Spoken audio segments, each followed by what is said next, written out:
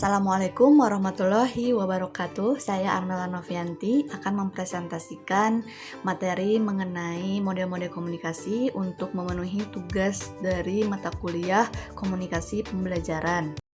Pembahasan yang pertama mengenai pengertian dari model-model komunikasi.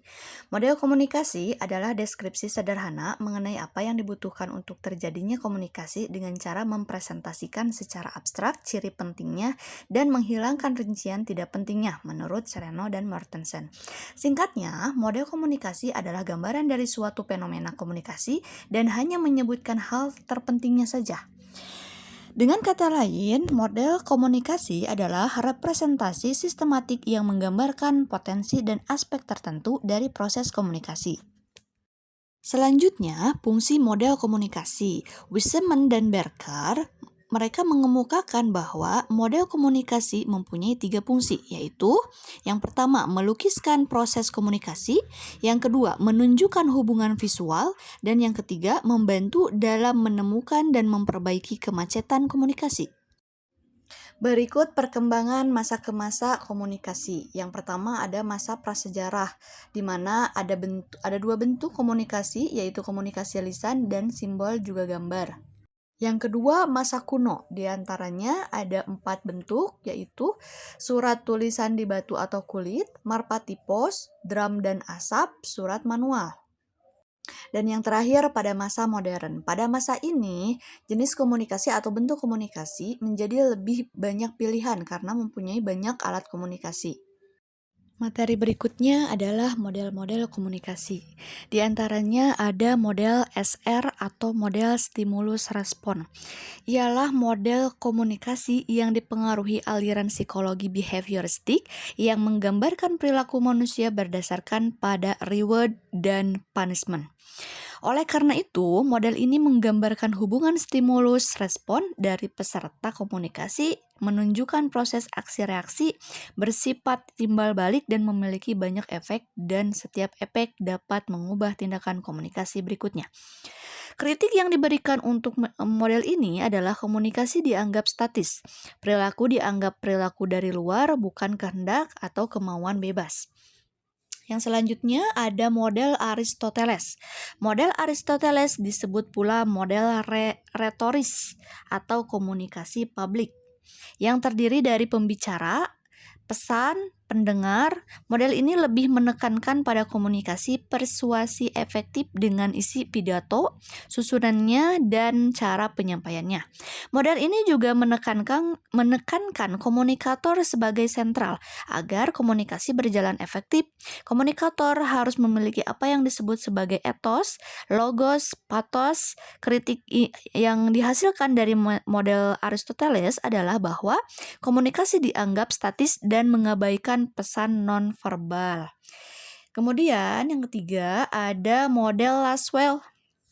Seperti namanya, model ini dikemukakan oleh Harold Lasswell pada tahun 1948. Melalui model ini, Lasswell menggambarkan proses komunikasi dan fungsinya dalam masyarakat. Menurutnya, ada 3 fungsi komunikasi atau media massa, diantaranya pengawasan, korelasi, dan transmisi warisan sosial. Model komunikasi yang keempat ada model Shannon dan Weaver. Model ini dikemukakan oleh Claude Shannon dan Warren Weaver tahun 1949 dalam buku The Mathematical Theory of Communication. Model Shannon and Weaver dianggap salah satu model yang paling kuat pengaruhnya, yang pada dasarnya model ini hendak menjawab pertanyaan apa yang terjadi pada informasi sejak saat dikirimkan hingga diterima. Kemudian ada model SOR. SOR adalah kepanjangan dari Stimulus Organism Response yang sebenarnya berasal dari studi psikologi. Hal itu tidak mengherankan dikarenakan psikologi dan komunikasi mempunyai objek material yang sama, yaitu manusia yang jiwanya meliputi komponen-komponen sikap, opini, perilaku, kognisi, afeksi, dan konasi. Menurut model SOR, efek yang ditimbulkan dari suatu aktivitas komunikasi adalah reaksi khusus dari stimulus yang khusus pula. Seorang pada akhirnya dapat memprediksi respon apa yang akan diterima dari keterpaan pesan yang diterima dan kesesuaian antar pesan dan respon yang ditimbulkan. Dengan demikian, model ini dekat dengan pertanyaan how to communicate, and pada tahap selanjutnya adalah how to change the attitude. Model ini sangatlah tepat untuk mengukur strategi pesan baik dalam komunikasi interpersonal, komunikan organisasi, maupun komunikasi massa. Kritik untuk model ini adalah penyederhanaan model yang tidak mencantumkan komunikator. Yang kemudian ada model SMCR atau Berlo. Model SMCR dikenal oleh David K. Berlo pada tahun 1960. SMCR adalah kepanjangan dari Source, Message, Channel, and Receiver. Model ini dapat menjelaskan bahwa sumber pesan harus mempunyai skill komunikasi, sikap, pengetahuan, sistem sosial, dan lingkungan budaya komunikator dan komunikannya. Ada beberapa perbedaan mendasar antara konsep receiver dalam model Shannon-Weaver dengan receiver dalam model Berlo ini. Receiver bagi Berlo identik dengan penerima pesan atau orang, baik itu orang, audiens, pembaca, maupun pendengar. Sedangkan receiver dalam model-model Shannon-Weaver lebih dekat dengan konsep decoder scanner yang menyebut decoder adalah mekanisme pendengar, bukan orang, perangkat penerima pesan yang menyampaikan pesan kepada sasaran. Kritik untuk model ini adalah tidak mencantumkan umpan balik dan menganggap komunikasi sebagai proses statis.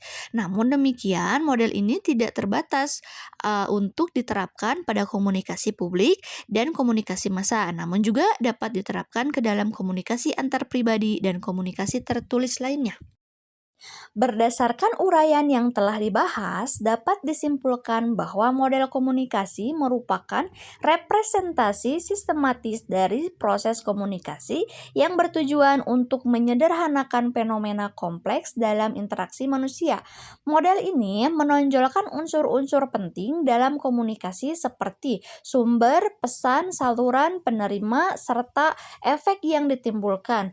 Model komunikasi memiliki berbagai fungsi, di antaranya untuk menggambarkan proses komunikasi, menunjukkan hubungan antar unsur secara visual, serta membantu menemukan dan mengatasi hambatan komunikasi. Demikian materi yang bisa saya sampaikan. Terima kasih dan mohon maaf apabila ada kesalahan.